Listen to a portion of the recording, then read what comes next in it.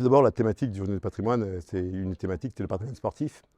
Il était judicieux que le CREPS et aussi le Vélodrome soient présentés comme élément du patrimoine sportif guadeloupéen pour plusieurs raisons, puisque le CREPS a une très très longue histoire que vous avez pu voir à travers, sur lequel on a mis deux focus, la présentation de l'installation, comme vous avez pu voir, à travers ces différents sites, les différents équipements en termes de patrimoine bâti, que vous avez pu voir avec l'existant, les transformations qui ont été faites depuis quelques années, avec les équipements de pointe, comme vous avez pu voir, que ce soit la salle d'escrime, la salle de musculation, les nouveaux terrains de rugby, le terrain de football, bien entendu la piste connectée, le terrain de 3-3 qui seront les nouveaux terrains qui vont être dans le cadre de cette rénovation du CREPS et surtout aussi tout ce qui concerne le centre de préparation olympique, qui sous le CREPS a été labellisé centre de préparation olympique. Donc il était intéressant aussi de faire et terminer, comme vous avez pu voir, sur un focus aussi de patrimoine bâti sur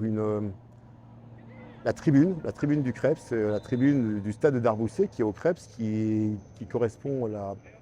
plus grande, la plus vieille tribune de la Guadeloupe, qui a été faite en 1938 et sur lequel vous avez pu voir à quel point, quelle était toute cette histoire qui a été véhiculée depuis l'œuvre de Félix Éboué, puisque ça a été sous son commandement, sa volonté politique, sur aussi la cession de l'équipement par l'usine d'Arboussier à 70 francs et tout ce qui a été, toute l'histoire qu'il y a derrière, c'est-à-dire ce que ce CREPS, ce que cette tribune a pu représenter comme lieu, je dirais, central et de vie du sport guadeloupéen à travers les grands événements. 1948, le Trophée de Caraïbes. 1948, le premier landing qui a été fait par Augustin Aron et aussi tous les événements que vous avez pu voir autour de la fameuse tribune qui a été agrémentée des escaliers,